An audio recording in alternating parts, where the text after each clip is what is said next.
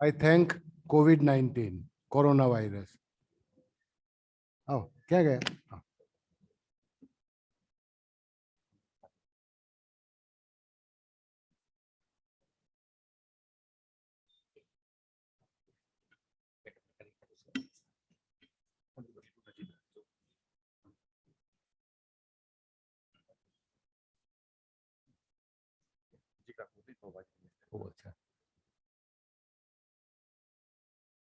Namaskar and good morning. I have a pleasure to introduce to all of you Dr. Usha Vasthare. Dr. Vasthare is a neuroscientist and former faculty of Temple University School of Medicine, Philadelphia, USA. She had experience of 35 years and more in academic field. She is the founder of Yogakshema Rehabilitation and Wellness Center, Bangalore. If you go to YouTube and try to find out, you will get a lot of her talks. Is it? Yeah. Yogakshema.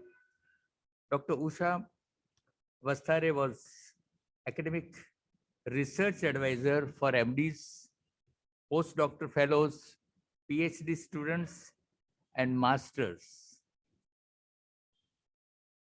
Her talk is based on latest fact and discoveries that are being uncovered in the field of neuroscience. And after listening to the talks, it leads us to lead a higher life, higher goal, and gives us some solution in day-to-day life also. As Dr. Singlod said very rightly, Kiran Bhai said very rightly, he has a word to us, commitment to us that whenever he comes to Baroda, he will try to see that Dr. Vasthare is here very often now and then, because it leads us for wellness of society, wellness of thought, and wellness of individual. So with this, I just spare few words of Ram for Ram's Mission. Ram's Mission Vivekananda Memorial Vadodara is situated at Diriram Bungalow. The place is sanctified by the footprints of Swami Vivekananda. Swamiji stayed there for 3 days. So the place is very serene. So you are all welcome there. You will find such programs and many more programs there. Many more activities are going on. But at present, it is enough that it is situated at Diriram Bungalow and all are welcome there. So I request Dr. Usha Vasthare to take up today's program. Please.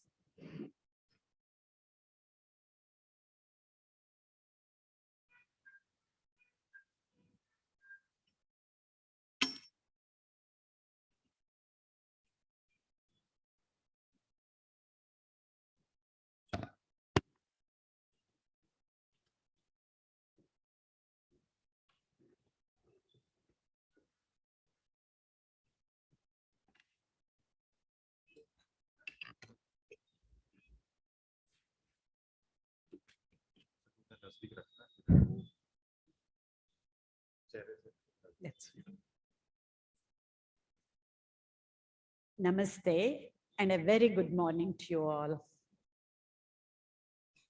Yeah, I think this is the third time I'm meeting the Yogniketan members. I remember vividly because of the interaction after the talk I have given the last 2 times. Twice here and another one at a different place. Anyway, it gives me really great pleasure to be sharing some of the recent advances in neuroscience research to such an esteemed audience. And the topic itself, today's topic about how to overcome uncertainties, is very apt, especially in this day and age, especially what all of humanity is going through the tough times because of the pandemic. Let us try and see and unveil what it actually means. How do we overcome uncertainties and whatnot?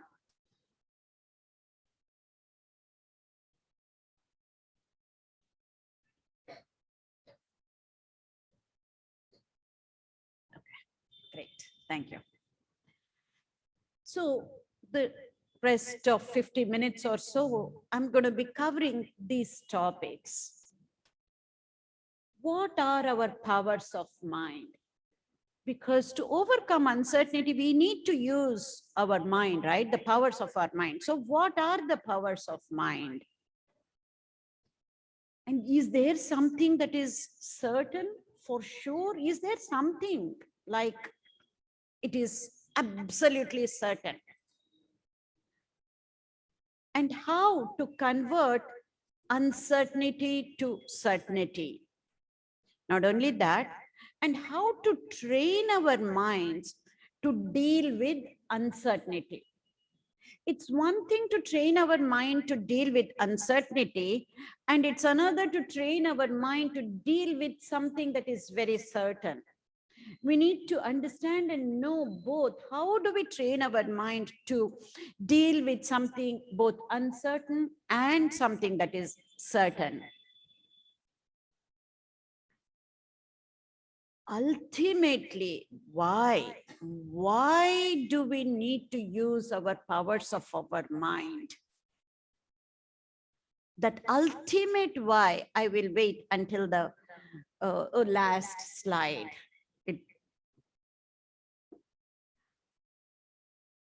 Vivekananda's quote comes to mind wherein he talks about the powers of mind. Everything, whatever you're looking for, all that innate power is already within you. And using that innate powers of mind, you can do anything and everything. And not only that, he says, stand up and be brave and manifest the divinity that is already within you, he says. And let us try and see how this quote of Vivekananda also connects to the topic that we have taken. So the first part is, what are the powers of our mind? If I ask you, you'll come up with many different, I'm sure, but let us just see what I have chosen now to look into the powers of mind. First and foremost is our Sankalpa Shakti, right? Our willpower. It is so important for us to do something and to achieve something. We need that willpower. Extremely important. One of the important powers of our conscious mind. As much as it is important to know and exercise the willpower, we also have to understand what it means by want power. Yes, I see the quizzical look. We know what willpower is, right? We want something, so we will it. We will it to happen. In the same manner, we should also have that same willpower, but tricky, saying want power. I don't want to be doing things. That's also equally important. Otherwise, in this day and age, we get distracted so easily, not knowing what to focus on. So we also need to know what is that want power.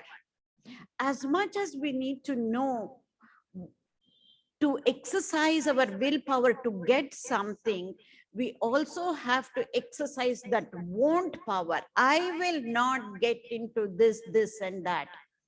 I will not get into any of the distractions, and I'm going to focus. So both willpower and want power are equally important. And not only that, of course, so important to focus, to concentrate. That focusing power is so important. Otherwise, we can hardly do anything. Just to think about focusing power in a little different way, I'm just going to give you an example. While we are trying to read a book, just imagine the book keeps moving all the time. Is it possible to focus on the words too? So to be able to focus, we need to use still our mind to be able to focus on something. So focusing power, the concentration is also associated with stilling our mind. Anyway, apart from the focusing power, we should know how to defocus also. As much as it is important to focus, we need to learn to defocus. Here, I'm just paraphrasing what Swami Vivekananda said.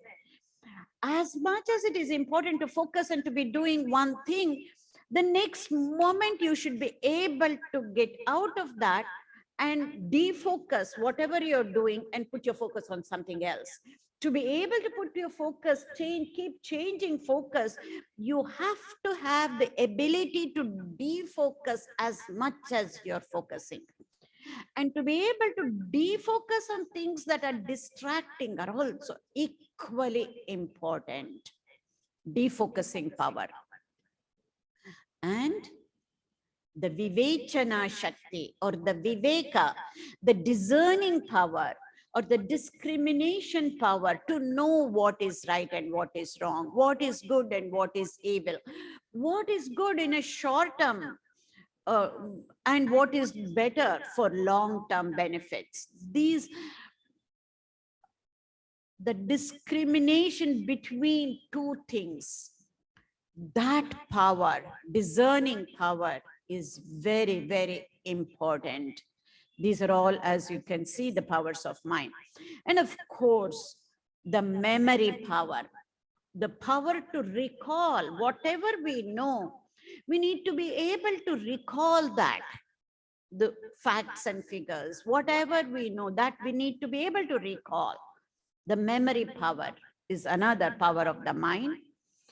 And the power to choose, what we call that as free will, the power to choose is equally important. We will have everything in front of us. We have everything available out at our fingertips. If we don't choose what we want, it's of no use. So to be able to choose what we want, we need to know what we want in our lives. If our goal is very vague, the results will also be vague. If we know what we want in life, the next step is to be able to choose that, equally important.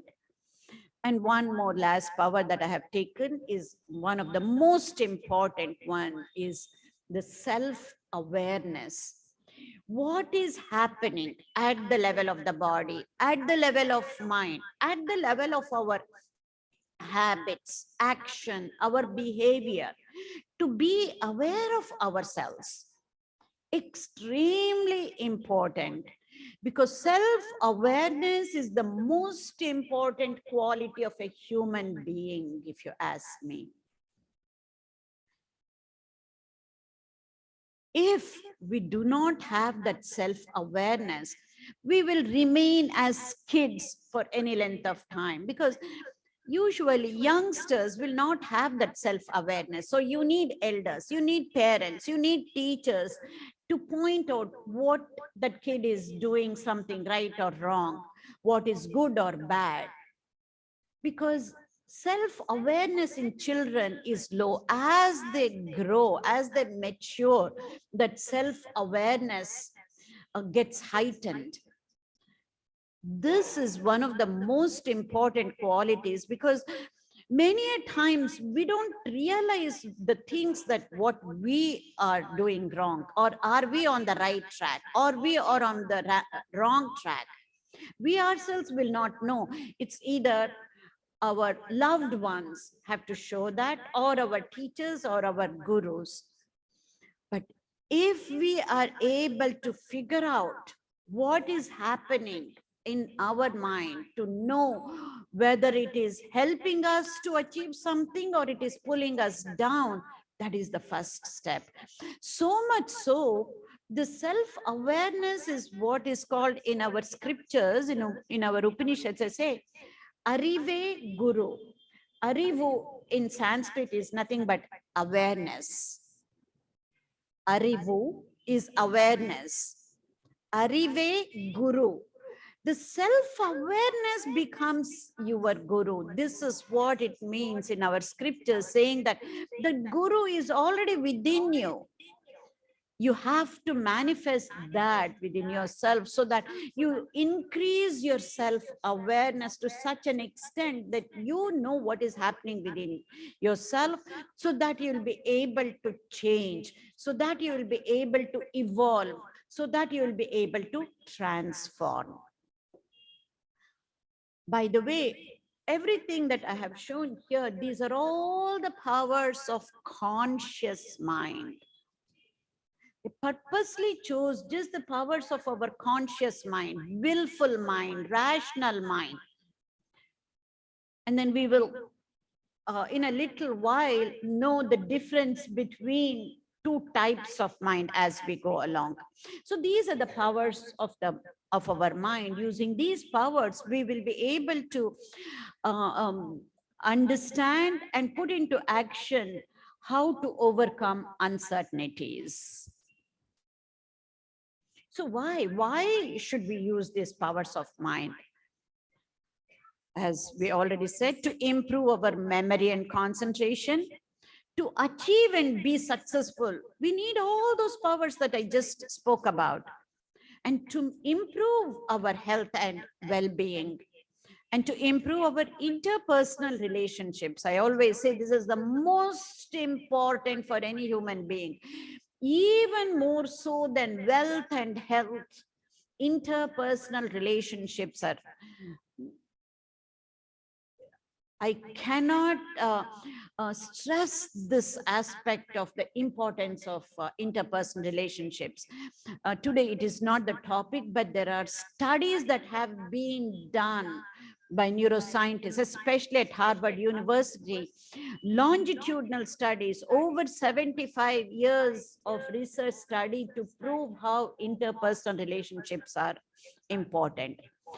And we need to understand and use these powers of mind to be happy and to be happier. And also to alleviate the suffering that all of us go through sometime or other in our lives. And most importantly, of course, to overcome stress and to build resilience. But today we are going to be focusing on how to use these powers of mind to overcome uncertainty. So with that, we have heard about this, right? The only thing that is certain is uncertainty. We've all heard this, I'm sure, right? Is that really so? If so, is there anything that is certain at all? This is where I'm going to pique your interest. Hopefully, by the end of the talk, you will have a lot more questions than answers. Then my role is done. Because I say that there is definitely something that is certain. Yes, at a superficial level, it is true. The only thing that is certain is uncertainty. However, at a deeper level, there is something certain for sure. Let us see what that is and how to manage both uncertainty and certainty. Hopefully, I have piqued your interest well enough. So what is this uncertainty? What happens when we are uncertain, and why? Why is this understanding and overcoming uncertainty is important? This uncertainty causes fear and anxiety within us. That is why it is so important to understand what this uncertainty is and how to overcome that anxiety. And we always say anxiety is because of the future. We know people have a lot of anxiety. There are many different types of anxieties. You know, we won't get into that. About 6 different types of anxieties, starting from social anxiety, and then post-traumatic stress disorder. It could be obsessive compulsive disorder, many different other types. But any type of anxiety deals with future. Whereas when people have depression, it is usually dealt with because of the past.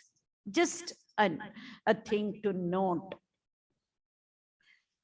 The reason I say this is because to overcome both anxiety and depression, we are trying to come up with a new way of dealing with anxiety and depression by understanding ourselves, by the sheer knowledge of the self. We can actually overcome either anxiety or depression. In other words, without using any pharmacological means, without using certain medicines, it is possible to come out of anxiety and depression. That doesn't mean, I'm not saying there is no role for medicine to overcome depression and anxiety. Certain people will definitely need that. I'm not saying that. For many of the people, because anxiety is common at one stage or other, everybody will face anxiety.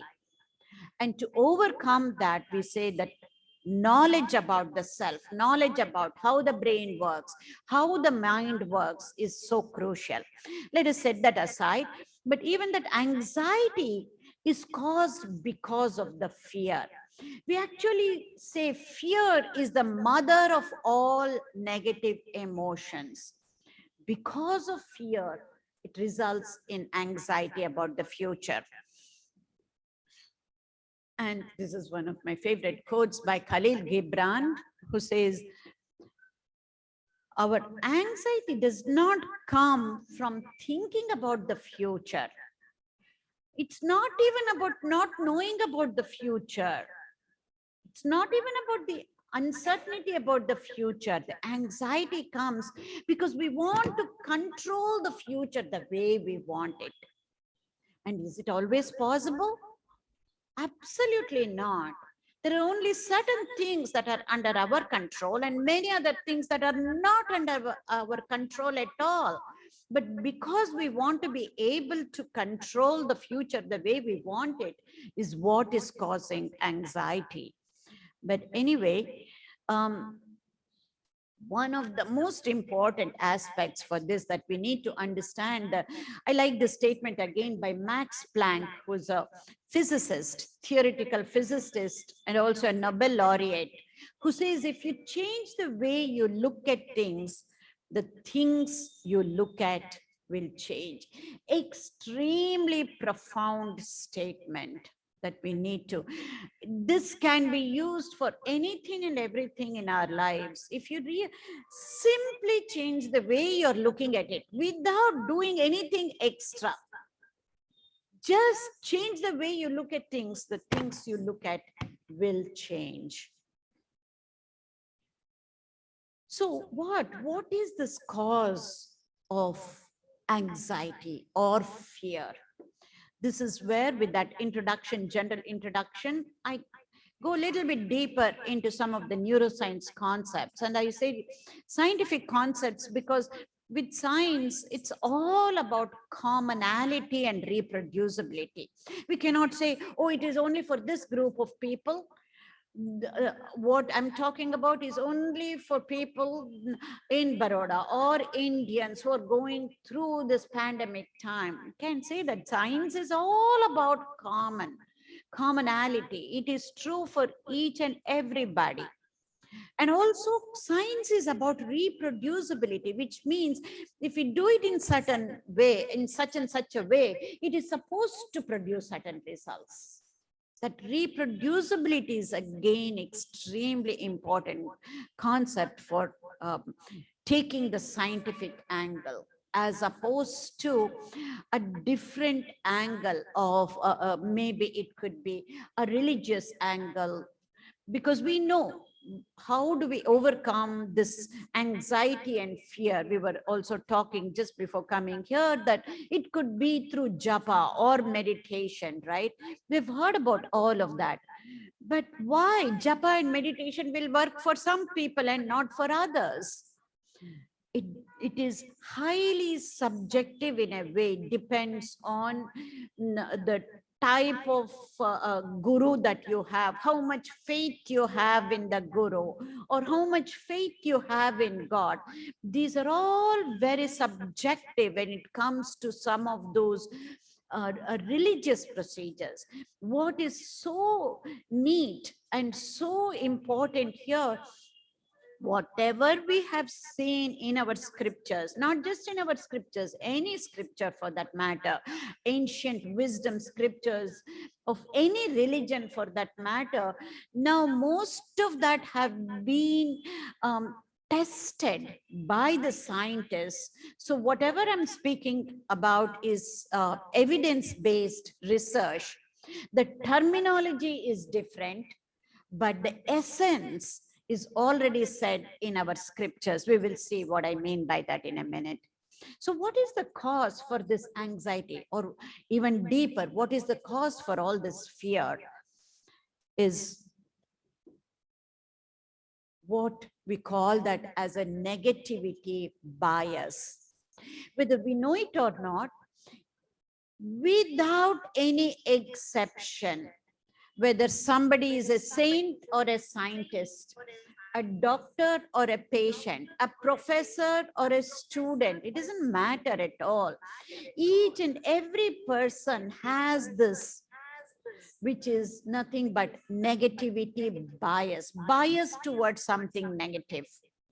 So much so, the negativity bias causes lot of accumulation of negative thoughts within us. We don't realize. And those negative thoughts, because it happens in a spontaneous manner, happens in an automatic manner, it's called automatic negative thoughts. So if you take the first letter of each word, it becomes an acronym, ANTS. Just like you see in the picture, in nature, you see different types of ants, right? Red ants, black ants, fire ants, termites. In a similar manner, we also get many different types of negative thoughts within us. We will go into what those are, but before that, these negative thoughts, just like ants in nature, they come in groups, or they come one after the other, because we hardly see a stray ant, right? Whether in the house or when you go in picnic, they come in groups or one after the other, going in a straight line. In a similar manner, our negative thoughts come one after another, and we don't even have to put any effort into that. That's why they are called automatic negative thoughts. And if we need to get rid of these negative thoughts, we need to put effort.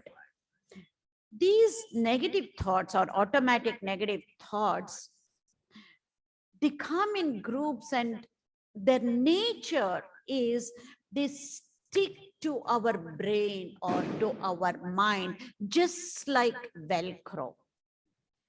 Whereas our positive thoughts, and it's not just our positive thoughts, it could be positive feelings, positive memories, positive perception, positive belief system, positive attitude, they get washed off like the non-stick pan that we use in the kitchen, the Teflon material, which is non-stick. Anything that is positive, be it may a thought or a feeling or an emotion or a belief system, memory, experience, perception, all of this get washed off. So much so, they even say there is a term called Losada ratio, that it actually takes anywhere from 3 to 5 positive thoughts to overcome the negative thought. So when it sticks like that, what happens? And these negative thoughts, as I said, they're automatic. It happens in an effortless way. We don't even need to put any effort. And the different types of those negative thoughts before we go into what happens. Just like those red ants, black ants, fire ants, we have many different types. Like, you see people saying, oh, they use this expression, always or never.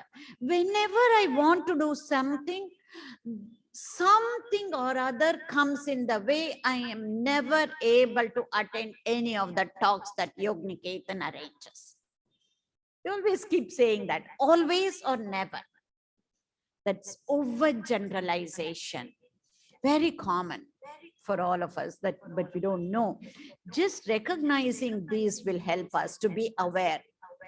Also, mostly focusing on something negative that happens in the whole day. And that is what we call it as filtering.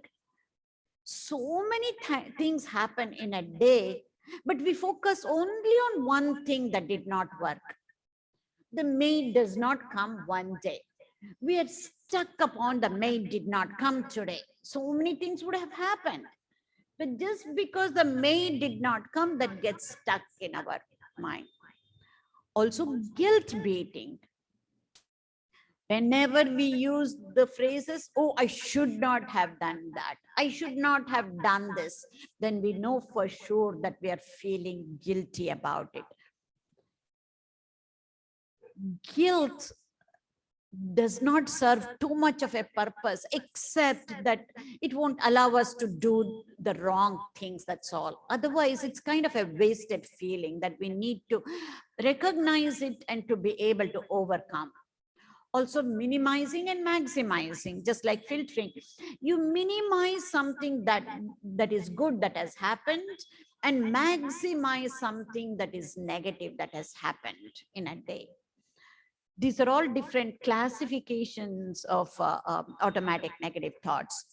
And lastly, but more importantly, just like in the nature, we know how termites are really bad, right? Whenever we see termites infesting the wood, we know what we need to do, because they eat up. In a similar manner, similar to the termite population in nature, our blaming and defending ourselves, or blaming on the circumstances, blaming on the situation, blaming on the people because of our non-action, because of something what we did not do, we keep blaming others or the situation, or we keep defending ourselves. Why I couldn't do something? Why I couldn't go to yoga? I know how important it is, but we keep defending giving certain reasons. This blaming and defending are the worst possible automatic negative thought you can think of, the most poisonous, similar to the termite population. Why you may ask, why is it so bad? The main reason and the only reason that they are so poisonous is because whenever we are blaming others or circumstances or defending ourselves, we can never ever learn anything from that. If you can just remember, even if you don't remember any of these different types of ants, if you can recognize the blaming and defending ant that we get, automatic negative thought, it would have served the purpose.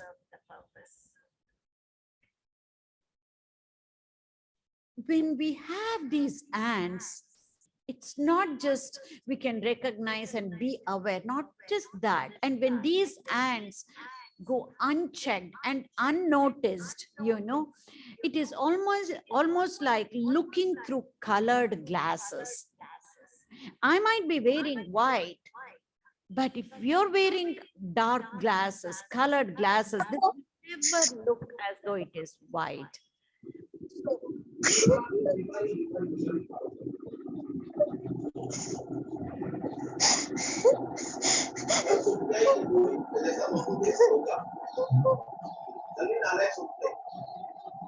You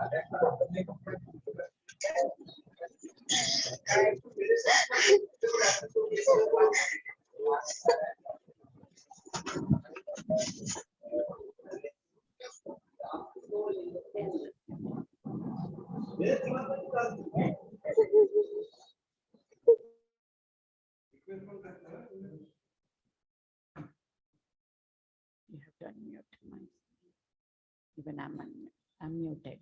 Oh, okay. Okay. Thank you. ये screen को हटा दो ना, ये online में भी ये दिख रहा है. Say that, and we have to say it in English. Okay, please remove this screen, only this one in screen, because your screen is. How, I don't know how to remove, it comes like that. Sure. I don't need it, it comes.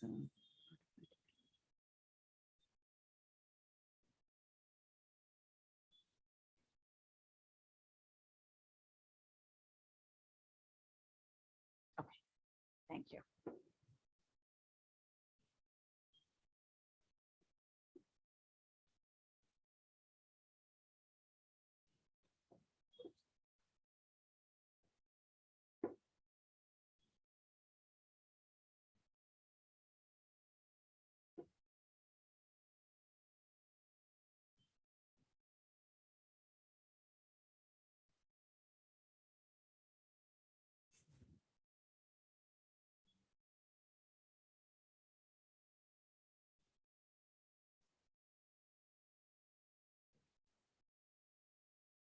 Please bear with us. We have some technical difficulties.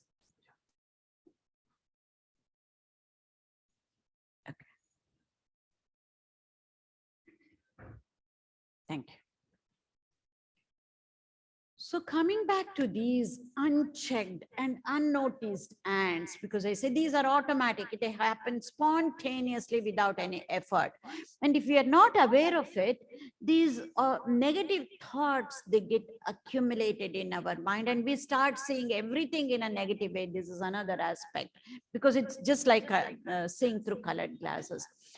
One of the most important slides for today's presentation is this. So if by the time I end explaining this slide, if you have any questions, I'll just give you a few seconds break. And then if you have any questions, if you're not convinced about the explanation of this slide, it's very important for us to get clarified with this. What happens? What happens when we have this unchecked and unnoticed automatic negative thoughts? You know, our mind works like a pendulum going back and forth between past and future. And when our mind acts like a pendulum, we look at the past with regret. And we look at the future filled with pessimism and anxiety. And whatever is happening in the present moment is never enough. We are never content. We are never satisfied with the present moment. We don't realize this happens so many times for us. When compared to many, many years back, we know we are in a great place. Whatever we wanted, we have all of that, but yet we are not as happy as we would like to be. And we are in a position, we are working the dream job that we have, that we wanted, and we have the dream job, but yet at times we feel restless. Why? Because the present moment is never satisfactory. And without our knowledge, because of accumulation of these negative thoughts that goes on in our mind, and because of the stickiness nature of these negative thoughts acting like Velcro on our mind, this is very common, it happens. However, just think about this.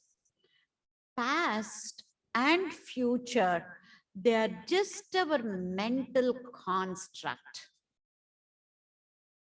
That does not mean, I'm not saying we cannot learn from the past. I'm not saying that we cannot plan for the future. Absolutely not. Even when we are learning from the past or we are planning for the future, that is still happening at the thought level, at the level of feeling, at the planning level. Planning is always a mental construct. When I say past and future are our mental construct, I'm talking about at the level of action, at the level of our doing. Whatever we do, whatever we act upon can only happen in the present moment. Now I'm going to speak in English as though it is my grammar is completely off. You will see why. Because whatever was happening yesterday was today when it was happening. When we were doing something yesterday, it was today. And tomorrow hasn't happened yet. It is happening only up here in our mind, in our brains. But when it is going to happen tomorrow, tomorrow will be present. So much for my English grammar, right? So what I'm saying is, whatever we do, whatever actions that we take, it can only happen in the present moment, here and now and here. So everything, past, future, is all our mental construct. If you're not convinced about this, think for a second. I'll give you a few seconds. If you have any questions, this is the time to raise, because most important slide, if we are not convinced about it, if we have not bought into this concept of the power of now, it would be hard for us to go further. Any questions regarding this before I go further? Yes.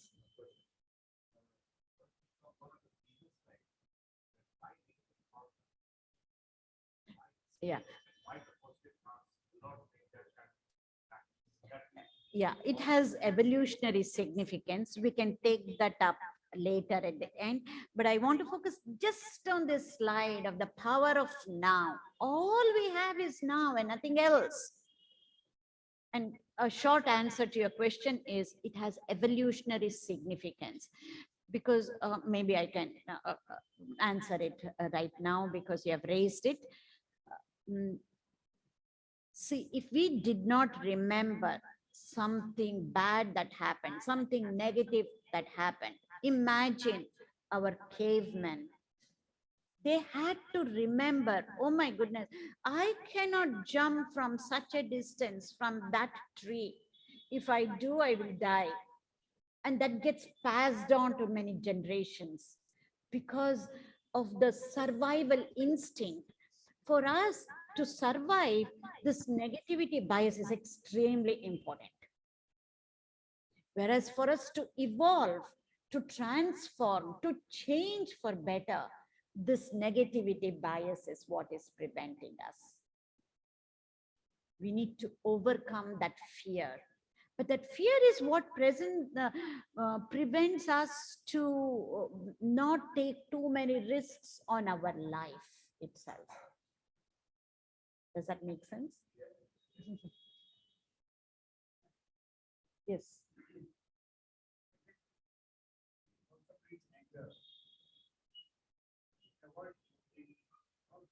Yeah, we'll get to that. We'll get to that. Okay, all right. When we use willpower, you started up on a point that is very kind of important, and I try to make a distinction here. Yes, we have all used our willpower to control our anger or to control our emotions, right? To control, we need to use the willpower. But I say it's not about mind control, but mind training. Then just using willpower, it's very important, but just using willpower is not going to be enough, because willpower will give us away some time or other. That is why the knowledge, the discerning power is so very important. Just having willpower is not going to be enough. We need to know the why I need to control my emotions. If that why is not strong enough, we won't be able to control.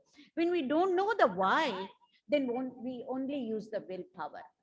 We always say the why has to be strong enough for us to change anything for that matter. Not just controlling our emotions, whether to shed off few pounds or to make certain lifestyle changes. That why should I do that? Why will be different from one person to another at a certain level. And it is common, the ultimate why we will see later on. But different stages, that why will be different for different people. And for the same person, that why will be different depending on the stage in our life, at what age we are. But that why has to be strong. If the why is not strong enough, we'll only be using the willpower. Okay. Let us move on, and then we'll see. So,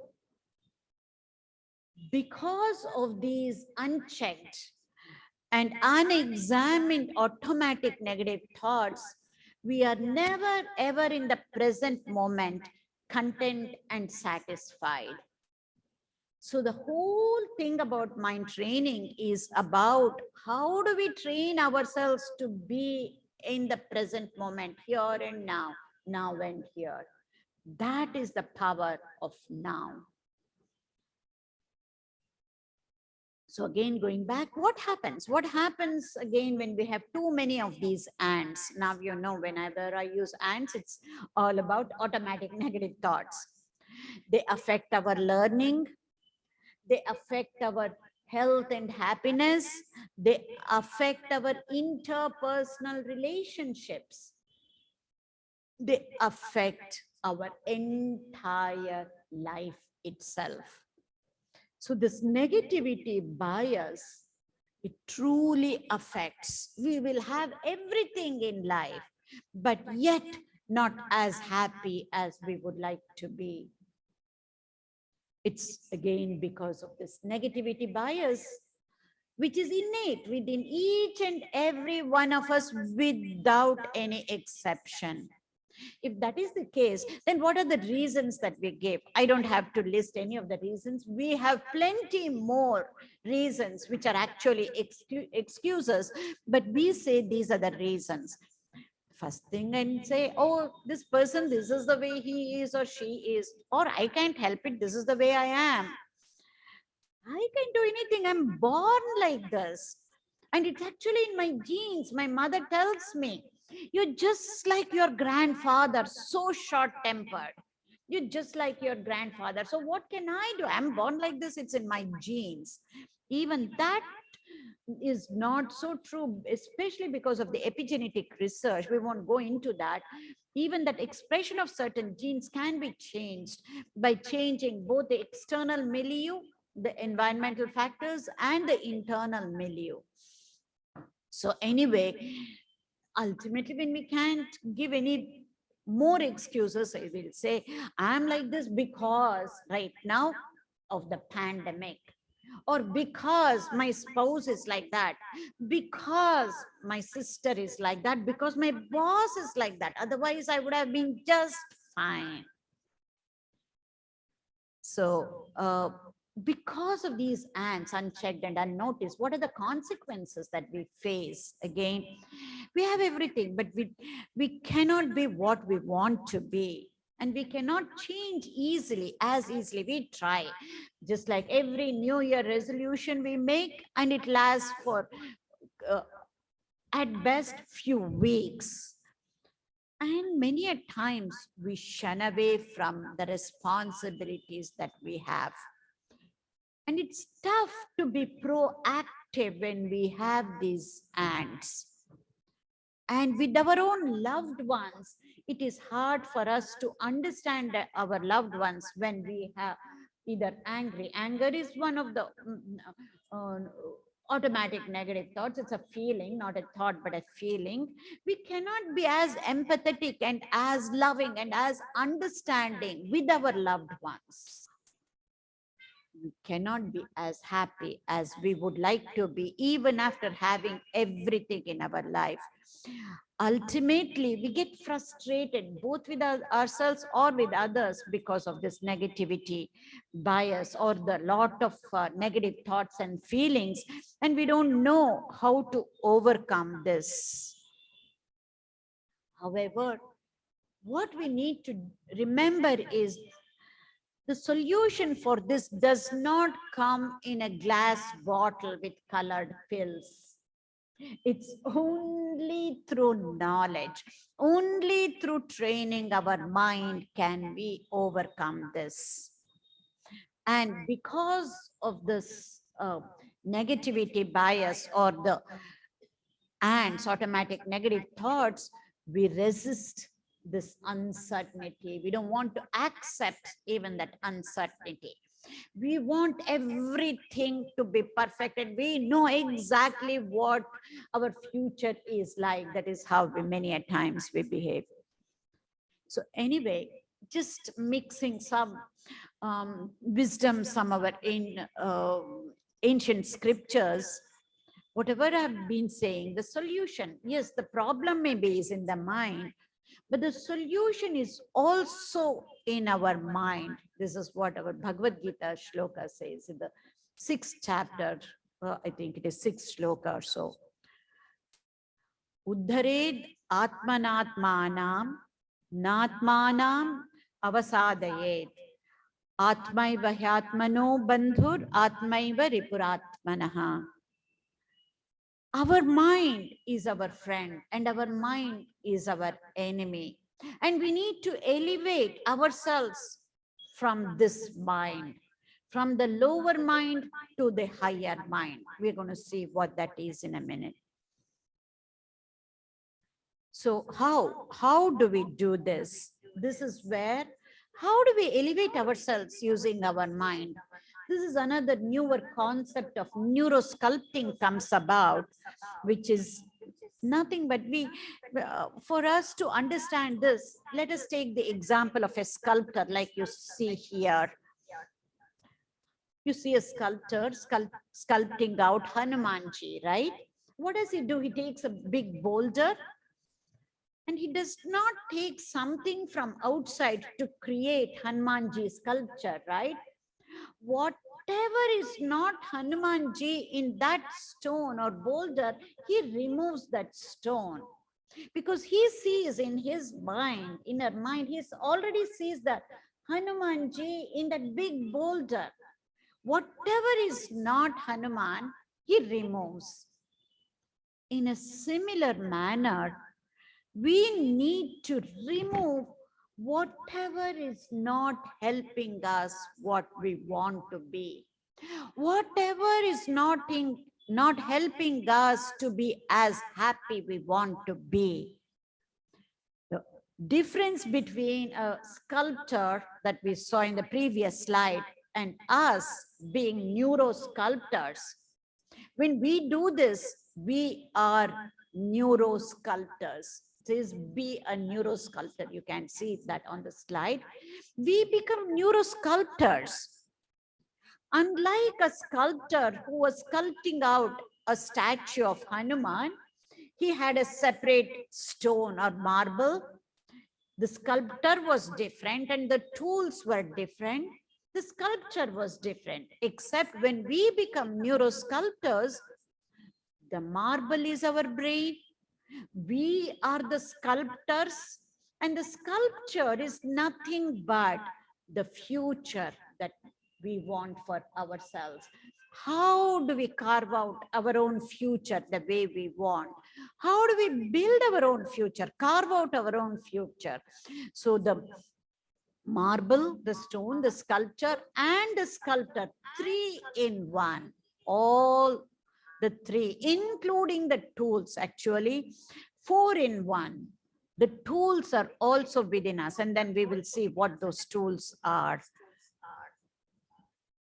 And this whole process of carving out is, the technical term for this is called neuroplasticity. That again, that reminds me of Vivekananda's quote. This is how you make your own future, because you are the creator of your own destiny. We can carve out our own future. We can be the architects of our own future. So what are the tools? He said, even the tools we have within ourselves. The tools are nothing but what I talked about, the powers of our conscious mind, starting with self-awareness, our willpower, our discerning power, and the power to choose, to chip out all the unwanted things. And what are the unwanted things that we need to chip out? It's nothing but our ants. But we need to recognize these are ants, right? So that self-awareness is very, very important. So where do these tools of the mind is coming from? We will go a little bit deeper into one tiny aspect of classifying the mind and brain, then it will make more sense to us. All the powers of the mind I talked about actually comes from what we call in Sanskrit the buddhi. In Sanskrit, we separate out. In Bhagavad Gita, they separate out manas and buddhi, right? In English, we call both of them as mind. Willful mind, or the conscious mind, or the non-conscious mind. People used to call that subconscious mind, unconscious mind. I prefer to call that as non-conscious mind. So the willful mind, the conscious mind, the rational mind is what we call that as buddhi. We need to be using this conscious mind, willful mind, rational mind, or the buddhi, or the higher mind, to be able to change, to be able to evolve, to be able to transform ourselves. For any little change that you want to do in your life, we need to be using this willful mind or the buddhi.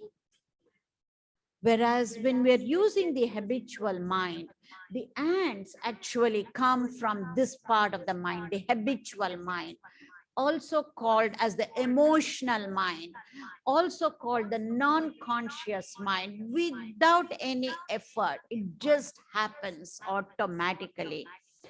Whether it is fear, anxiety, or all the other types of negative thoughts I talked about, all of that will come from this habitual mind. So that is what habitual mind is what we call it as manas, and the willful mind or the conscious mind is what we call it as buddhi, as in Bhagavad Gita. So how do we overcome this negativity? How do we elevate ourselves? Like it said in that Bhagavad Gita shloka, Uddhare Datmanatmanam. We have to elevate ourselves. We need to use our buddhi to elevate from the lower mind. And where does this mind come from? From the brain. Again, very simply, two types or two parts of the brain we can classify so that we can understand this better. Lower brain and the higher brain, or the higher center or the lower center. From the lower center comes our mind or the manas and the automatic negative thoughts.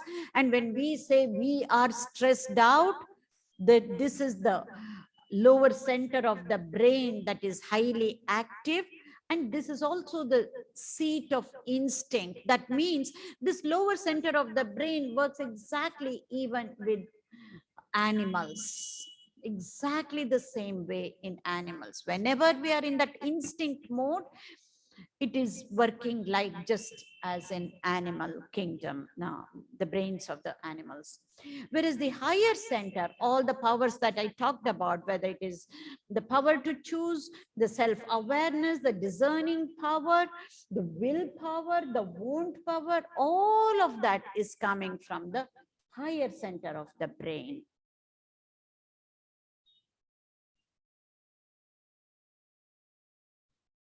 Again, one or two neuroscience concepts before we go into how do we overcome this uncertainty. And I made a bold statement that saying that there is something that is certain, and then we will see what that is. What we need to be aware of is that we get so many thoughts, and especially, as I said earlier, these negative thoughts, they are real, but not all of them are true.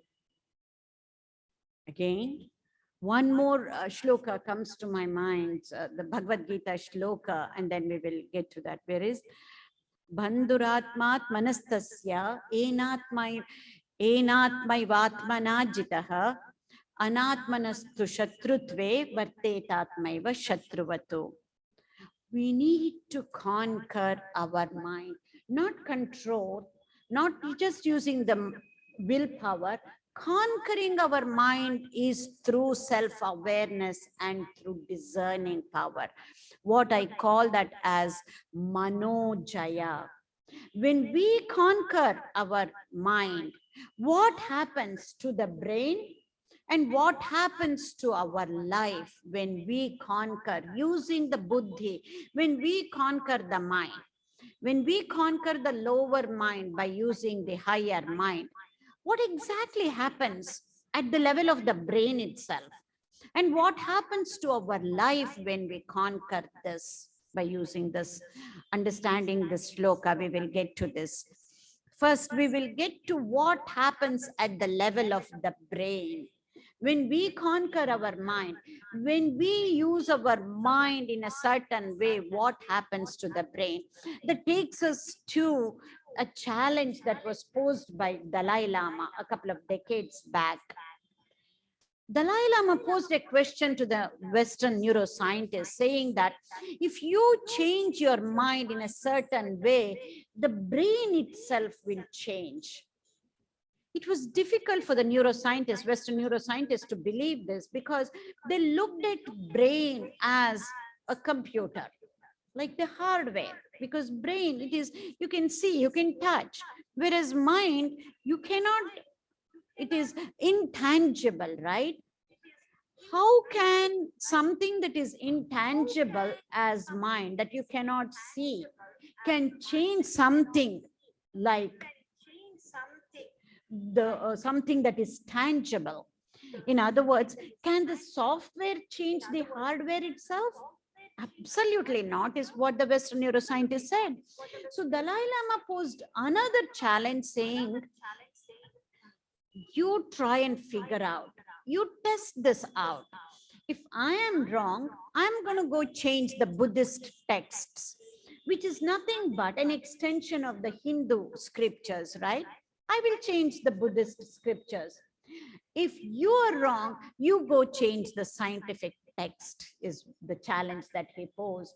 And at that time, there were state-of-the-art techniques that were available, like fMRI. We have heard about MRI machines, so MRI technology, but not just MRI. This is functional MRI machines wherein you can actually see the brain and see the activity of the brain over a period of time as a longitudinal study. It's fMRI, SPECT scans, PET scans were used. And also Dalai Lama sent many of the Buddhist monks to Europe and US. to study their brains. The Buddhist monks' brains who had the experience of many thousands of hours of meditative experience. It could be 5,000 hours to 10,000 hours to 25,000 hours of meditative experience.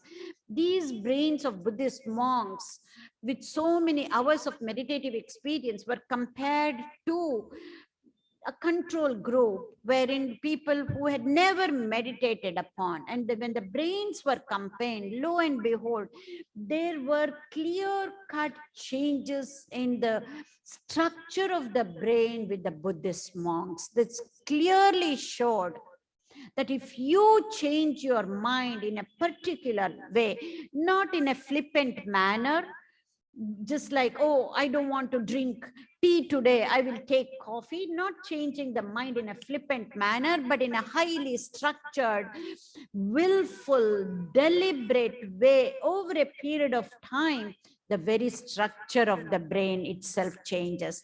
So if I have to just condense all of that study or several decades of study into this slide, first of all, you might say, why should I bother about if the brain changes or not? I cannot see the brain, even if it changes, so what? But if we need to make any changes in our life, long-lasting changes in our lives, the structure of the brain has to change. We keep changing our mind, not our brain. That's why long-lasting changes cannot happen. For long-lasting changes to happen, the structure of the brain has to change. Then only our life changes.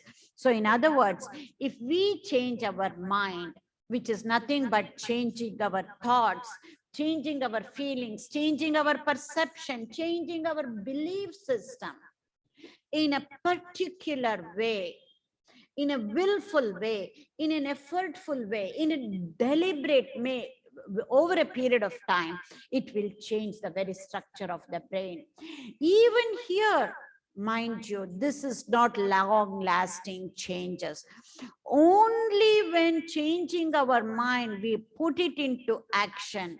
We change our experience by putting that into action. And as I say, any action can only happen in the present moment, because changing our thoughts and feelings at the level of the mind, it's a mind construct. That is not enough. We need to put that into action. We need to change our habits. We need to change our behavior. We need to change our experience. Then and only then can there be long-lasting changes in our brains. So to give a very simple example, just positive thinking is not enough. That positive thinking has to be followed by positive feelings.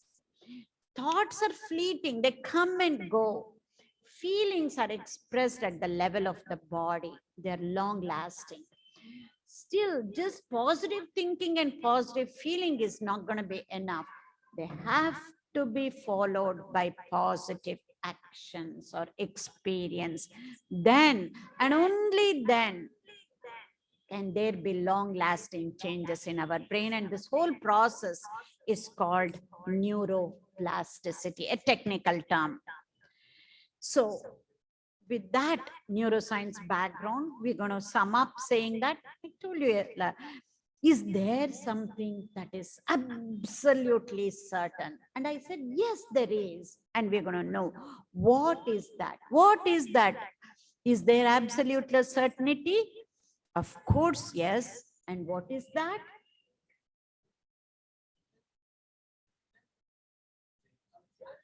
Uncertainty? Yes, that is what we said. But apart from uncertainty, there is something more certain.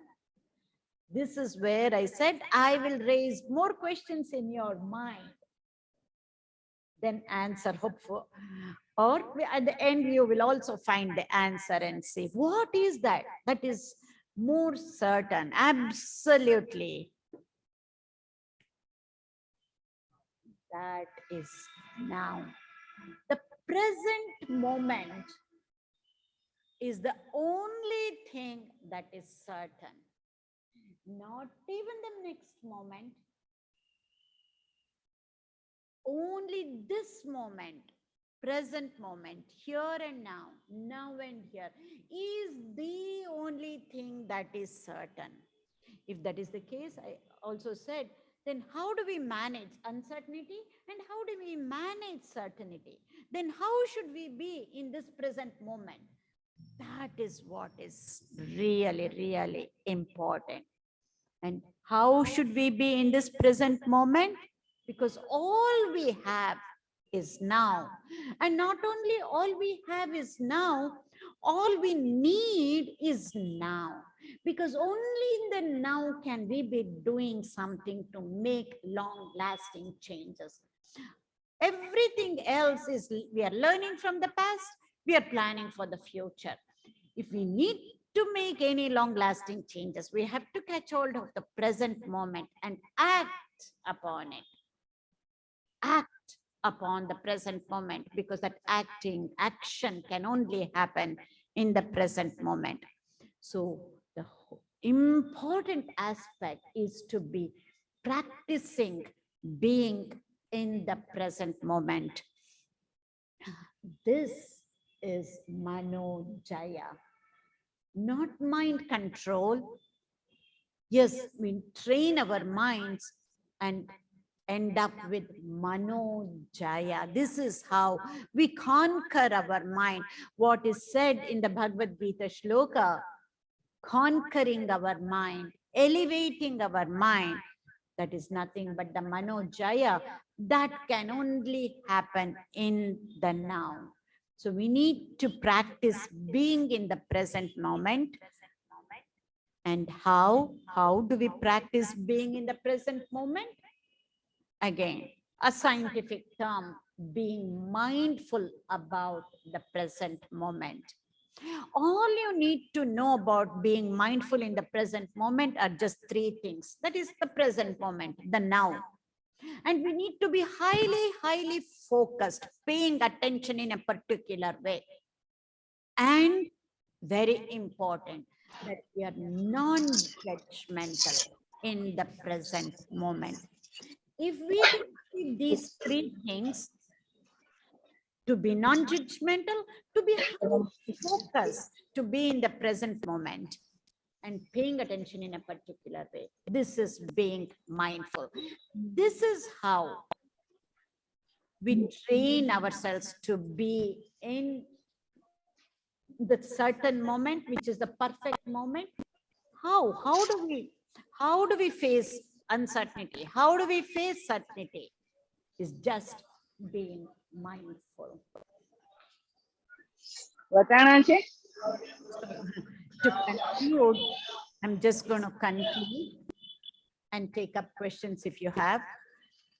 How do we move from uncertainty to certainty?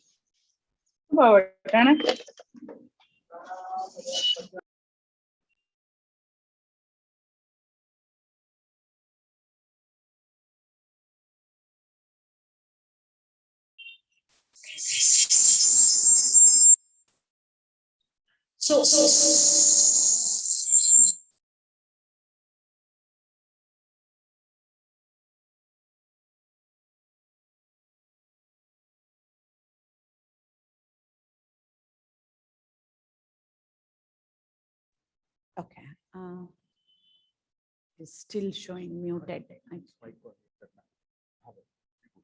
Okay. So how do we convert uncertainty to certainty? All we have is now, and all we need is now. And now is the only thing that is certain and nothing else. And how should we be in that present moment? Is to be mindful and also not just again be at the mental level where in the now, to be acting upon our positive thoughts and our positive feelings. If we can do that, then that is how we move from uncertainty to certainty, and that is how we overcome uncertainty. A very different and unique way of approaching overcoming uncertainties. That reminds me of yet another Swami Vivekananda's quote. He says, take up one idea, just one single idea, and make that idea your life. Think of it, dream of it, and live on that idea, and let each and every cell of your body resonate with that idea. This is the way to success, he says. Just one idea is enough. One thought is enough. So again, how do we conquer our mind? How do we overcome uncertainty? And how do we act upon something that is certain? That is the formula for mind training, for a life of certainty, that it begins from a single thought, just like what Vivekananda said. Have one idea, just one idea, right? Begin from a single thought, but it has to end with action. And it can only happen in the now. This is my last slide. I said, we will go into that ultimate why. Why should we be using the powers of our mind? Not just to overcome uncertainty. According to what Vivekananda says, he says, you have the divinity within you. That we are all divine beings, spiritual beings, not just us here. Each and every being is a spiritual being going through a human experience. So the ultimate why is to understand this divinity. You can say that as goodness or divinity, depending on what stage you are in your life. It's much easier just to accept that as goodness. If it is youngsters, keep manifesting this goodness within us. That is nothing but manifesting the divinity within us. This has to be the ultimate why. This is nothing but the ultimate Advaitic message too, because we are all divine beings and the divinity within us. And whether we know it or not, the goal and purpose of our life is to manifest this divinity that is already within us. And going a next step further is also to help manifest that same divinity in others too. And this, in a scientific way, what we term that as evolving and transforming. Thank you.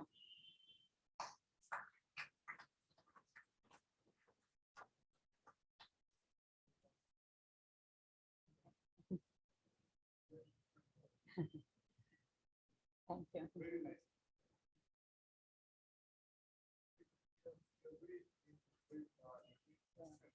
Mhm.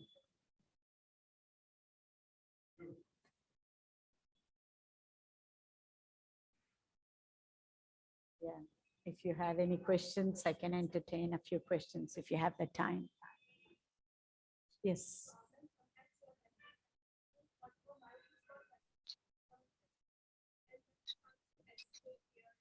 Correct. True. Yeah. To answer in a scientific way, you know, whatever we resist, it persists. That is what causes us stress, when we cannot accept the reality as it is. We want the reality as we want it to be. But many of the things are not under our control, right? Like with this pandemic, is there anything that our control? Except how we need to behave with regard to this pandemic, how careful we should be is in our control, but the rest of it is not under our control. But we keep resisting. Whatever we resist, we persist. This is the cause of a stress, of our stress. Simplest definition. There are many different definitions of stress. And this is one of the simplest definition based on your question. Whatever we resist, it persists, and that is what causes stress. The whole of mind training is to accept the reality as it is. Again, we need to be careful here. That does not mean taking the path of least resistance. Oh, I cannot do, this is what it is. So just not trying our best, not putting our effort. I'm not talking in that way. We need to put our 100% effort. And in spite of it, if things are not under control, then we need to accept the reality as it is. Otherwise, always the first step is to put a lot of effort to be able to change, because there are a lot of things that we can change. If we accept the definition way too quickly, we will never put any effort. It also leads to laziness and apathy. We need to put our 100% effort, and when still things cannot change beyond our control, then accept the reality as it is and make the best of it. As they say, the expression, if you have lemon, make lemonade and enjoy, right? That's it.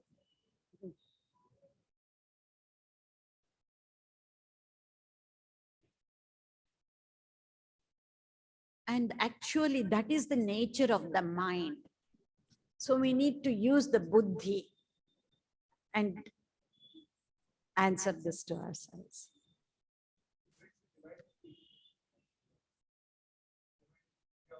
Yeah.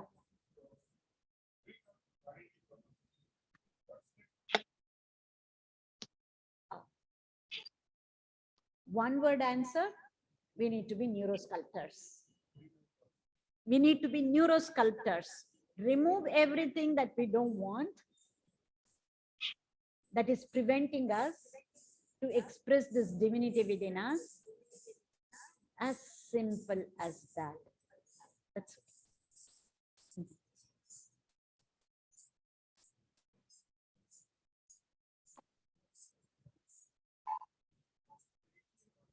But there are different ways. That is the simplest answer, but it is, this is not simple. The process is not simple, right? So we can take it in a structured way, different stages. How? And how do we know we are expressing this divinity? How do we know we are expressing this in us? There are different stages that we can look into ourselves, and then we will be able to know. Absolutely. That's a separate topic in itself, and then that comes actually under practical Vedanta. How do we put that into practice?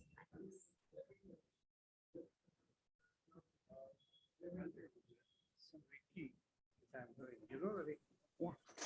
So there are 5 principles. Yeah. Not fear today. Some of them. Yeah, please, some. Oh, yes. So that people can be.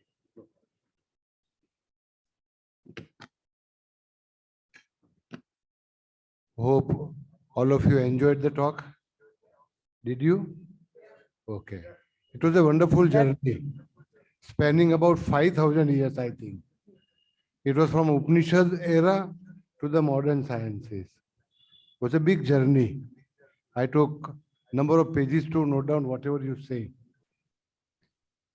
There were very important messages all of us need to carry home. The key organ is your brain. So don't worry about your heart if it is broken. Don't worry about your kidneys if they fail. Don't worry about your intestines if they diarrheate or become constipated. Of course, constipation is not allowed, madam, because constipation means constipation of ideas, filthy ideas. Don't allow that. So key organ is your brain, and we need to work to change this organ, remodel it. And there was a beautiful technical term she said, which is neuroplasticity. So read a lot about it. The key message is there's a power in now. And this reminds me of a very good book from Eckhart Tolle, The Power of Now. I recommend all of you to read this book. Please do that. It's a wonderful book. And I have a lot of things to tell you, but the key practice will be mindfulness. And I think she said a lot of things about mindfulness. I'm very thankful to Dr. Vasthare for bringing scientific hue to a spiritual topic, quoting lot many people from Swami Vivekananda to Aldous Huxley and so many. And I'm thrilled and I enjoyed the talk and I thank the audience. I thought this will be a flow show. The odd time, the COVID-19 situation, but it's wonderful and there are big crowd here and online both. I thank all of you. I thank Satish Bhai, Bhikhu Bhai for making all arrangements. And particularly I thank Ramakrishna Mission and Vivekananda Memorial Center for arranging this, facilitating this. So thank you everyone, including Prakash Bhai. And we'll see again. Madam, we look forward to meeting you again and again. Thank you so much.